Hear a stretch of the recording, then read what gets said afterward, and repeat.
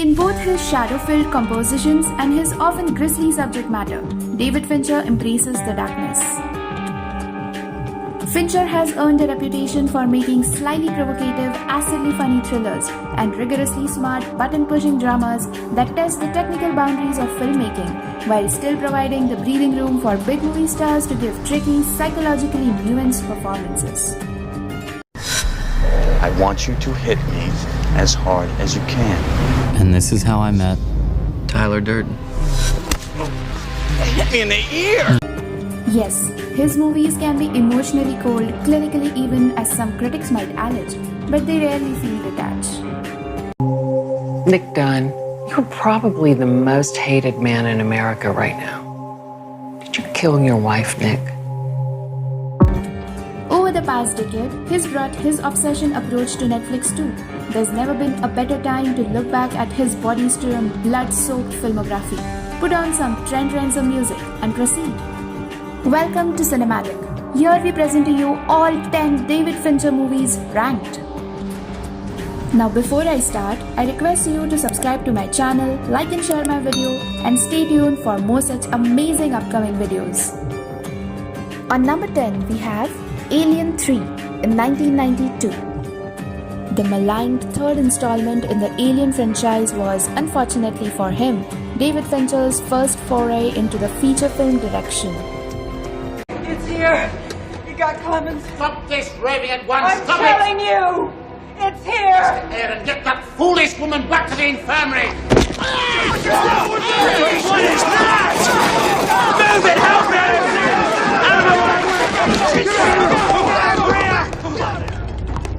The thing about this movie is that it's not necessarily the terrible, awful sin it's come to be seen as in the 26 years since its release. It's just not as good as its predecessors. On number 9 is The Curious Case of Benjamin Button in 2008. Fincher tries his hand at slightly more poignant, unapologetically sentimental material that he's known for. The Curious Case of Benjamin Button was Fincher's first feature to receive a PG-13 rating, jettisoning the grim violence of his earlier work, and his first to be accused of being a little too gooey, too eager to please. If Fight Club was middle finger from an angry youngish man, Benjamin Button was pat on the back from a wiser, gentler artist. On number 8, Panic Room in 2002. Panic Room is a clever and propulsive thriller of a divorced Manhattanite surviving a home invasion. It is packed with effective twists, sharp dialogue, and authentic-seeming details that help complicate the stripped-down premise about a trio of thieves looking for the hidden money of the house's former owner. What's going on? People in the house. Hey! You're in the elevator, both of them, heading down.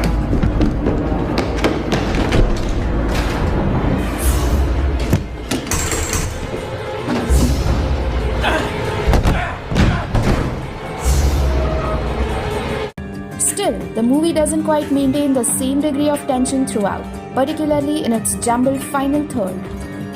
As a stylistic exercise, it's exhilarating. As a story, it can feel a little too schematic for its own good. On number 7, Fight Club in 1999. Watching Fight Club 20 years after its release is a strange experience. Outside of questionable politics, Fight Club also lives and dies by its twists. What do you want me to do? You just want me to hit you? Come on, do me this one favor. Why? Why? I don't know why. I don't know. Never been in a fight. You? No, but that's a good thing. No, it is not. How much can you know by yourself? You've never been in a fight. I don't want to die without any scars. So come on, hit me before I lose my nerve. It's not worth spoiling here in case some viewers does not know. Whether or not you find yourself skeeved out by its take on the male psyche, Fight Club still earns its reputations good and bad. On number 6, The Game in 1997. Everything all right? October 12th. Nikki's birthday. This is for you. Consumer Recreation Services. Call that number. Why? They make your life fun. What are you selling? It's a game. A game. It's a movie that never stops trying to top itself, combining the 70s conspiracy paranoia of a classic like The Parallax View with the more modern, ironic playfulness of an alternate reality game. Are you going to spend the rest of the evening prying at that clown's mouth? I It's don't... frustrating for me if you don't pay attention. What is this? This is your game, Nicholas, and welcome to it. Tucked between the more canonical 90s movies, Seven and Fight Club, the game might be his most consistently underrated brain teaser. On number 5, Gone Girl in 2014. How Fincher managed to pull off Gone Girl is another bit of magic. Gone Girl is a darkly funny tale of marital strife elevated by masterful casting.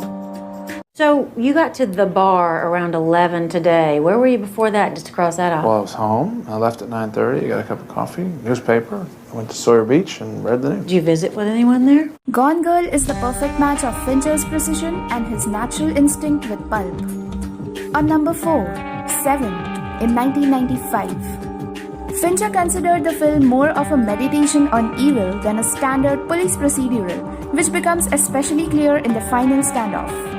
The famous head-in-the-box scene, which by now has been memed into oblivion, was ultimately what made Fincher decide to join the project. Detective! You're looking for me. Hey! What's your fucking move? On the fucking floor. Keep away from him! On the fucking floor! I know you. Now! To this day, the film remains a potent, grimy noir, a study in explicit violence and the things that drive people to do the unthinkable. Number 3, The Girl with the Dragon Tattoo in 2011. The Girl with the Dragon Tattoo reels you in with its mystery thriller facade and slowly opens into a potent examination of the many different types of misogynistic cruelty hiding beneath the society's surface. She's one of the best investigators I had. But? She's different. In what way? In every way. It also begins with arguably Fincher's best opening title sequence ever. On number 2, Zodiac in 2007. A movie about all-consuming obsession made by a notorious obsessive Zodiac exists to be dissected, analyzed, and argued over. I like killing people because man is the most dangerous animal of all. As the internet makes people feel more and more accustomed to the thrilling and paralyzing sensation of having an infinite amount of information at your own fingertips, Zodiac feels less and less like a period piece. Instead, it has the exacting energy of a true crime podcast, a message board, or a galaxy brain Twitter thread. It devours you. And on number 1, we have The Social Network in 2010. This time, this is our time. This time, you're gonna hand him a business card that says, "I'm CEO, bitch." That's what I want for you. The Social Network was right. Maybe that's all you need to know to understand why it ends up at number 1 in this list. The Social Network is one of the bleakest, funniest, and all-around best films of the 21st century, one that is not just really good, but somehow era-defining. You don't even know what the thing is yet. How big it can get, how far it can go. This is no time to take your chips down. $1 million isn't cool. You know what's cool? You. $1 billion. The Social Network often plays like a hilarious harbinger of doom, remaining as essential in 2020 as it was in 2010. If you did like this video, then do share it with all your friends and your family. Don't forget to subscribe us and stay tuned for more such upcoming videos.